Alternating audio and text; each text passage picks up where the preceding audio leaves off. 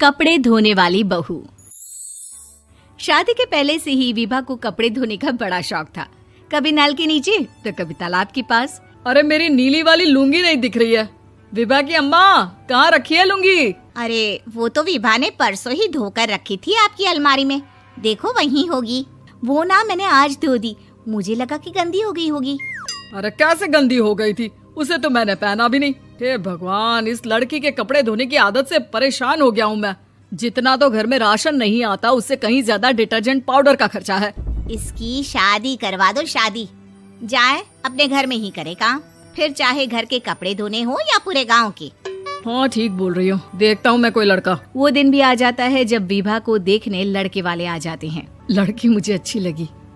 होने वाली सास कहती है, बेटी अगर कुछ पूछना है तो पूछ लो। वैसे तो हमारी लड़की बहुत ही शर्मीली है, जो बोल दो वो मान लेती है, इसे क्या पूछना होगा। अरे कैसी बात कर रही हो माँ, मुझे इन लोगों के घर रहना है, सवाल तो कई है। हाँ हाँ बेटा, पूछ लो ना, क्या पूछना है। आप लोगों के घर कपड़े कौन धोता है? सास का मुंह बन जाता है। देखो, अगर तुम ये कहना चाहती हो कि तुम्हें कपड़े धोने नहीं आते तो सुन लो, कपड़े मैं ही धोती हूँ, लेकिन तुम्हारे आ जाने के बाद मैं रुमाल तक नहीं धोऊंगी। अरे चुप रहना भाग्यवान, बहू बेचारी घर आई नहीं, उसे डराना शुरू कर दिया। वो क्या है ना बिटिया, अभी तक तो ये कल्लू की माँ ही धोती थी, लेकिन अब तुम्हारे पापा तो दहेज में वॉशिंग मशीन देंगे ही। तभी विभा की माँ बोल पड़ती है, सवाल भी पूछा तो क्या। वैसे भाई साहब, मशीन की तो फिर भी कपड़े धोने की कैपेसिटी होती है। मतलब जो बिटिया दे रहे हैं ना विभा, इसे कपड़े धोने का बहुत शौक है। ये आप लोगों के क्या, आस पड़ोस गांव मोहल्ले सबके कपड़े धो दे और उफ तक ना करे। बाहर देखा नहीं आपने कितने कपड़े सूख रहे हैं? सब हमारी बिटिया ने ही तो धोए हैं। बस भी करो ना माँ, शर्म आ रही इतनी तारीफ सुनकर। और तो और एक दाग निकाल कर दिखाओ तो मान जाऊं। हाँ अच्छा, माफ करना बेटा, मैंने गलत समझा। हमें तो रिश्ता बहुत पसंद है। और ऐसे जुड़ जाता है रिश्ता कपड़े धोने का शौक रखने वाली विभा का। उसकी शादी हो जाती है कोयला फैक्ट्री में काम करने वाले कल्लू के साथ। शादी के बाद अचानक विभा चिल्लाती हुई सास के पास आती है। सासू माँ, अरे सासू माँ कहाँ है आप? ये तो धोखा है, धोखा दिया आप लोगों ने मुझे। इसे ससुर के चक्कर के बारे में पता चल गया। अरे तो उसमें तुझे क्यों धोखा मिला है? अरे नल में पानी नहीं आता, कपड़े कैसे कब धुलेंगे? अच्छा, तू पानी नहीं आ रहा उसकी बात कर रही है। तो आपने क्या सोचा? कुछ नहीं। अच्छा, तेरी माँ ने कहा था कि कपड़े धोने का शौक है तुझे, याद आया मुझे। शौक बोलकर कपड़े धोने वाले मेरे जुनून को कम ना आके सासू माँ, कपड़ा धोना मेरा गुरूर है।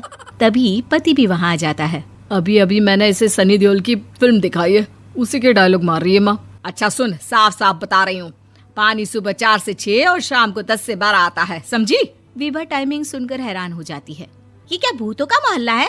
सुबह 4 बजे उठकर कौन कपड़े धोता है? 4 बजे टंकी में पानी जाता है, फिर सारा दिन धोना ना, किसने मना किया?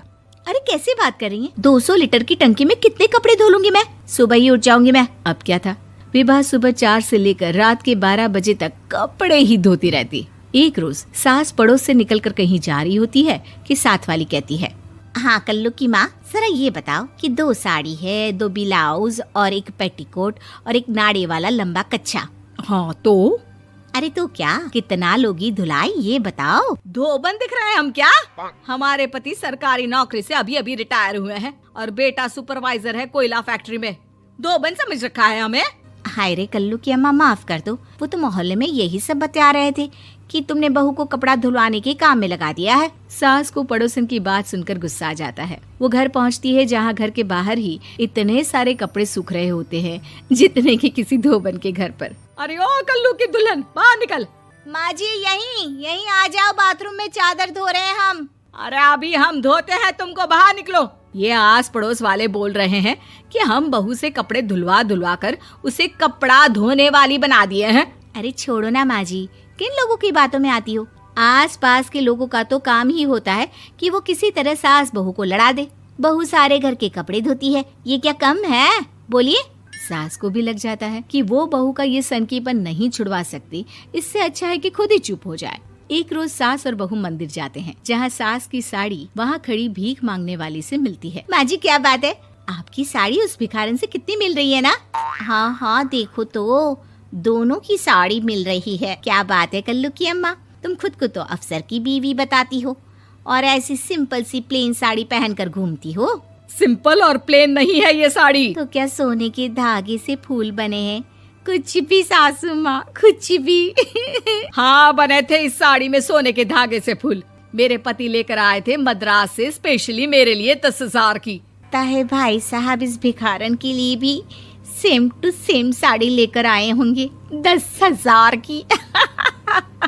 सास उस वक्त तो कुछ नहीं कहती, लेकिन बहू के साथ घर आती है और अलमारी से एल्बम निकाल कर लाती है। ये साड़ी देख रही है, ये वही साड़ी है जिसे मैंने अभी पहना था। इस साड़ी में ये जो चमकदार फूल दिख रहे हैं ना, ये सोने के धागों से काढ़े गए हैं। लेकिन तू लोकल वॉशिंग मशीन ब्रश से घिस घिस कर सारे फूलों को निकाल कर साड़ी प्लेन कर दी।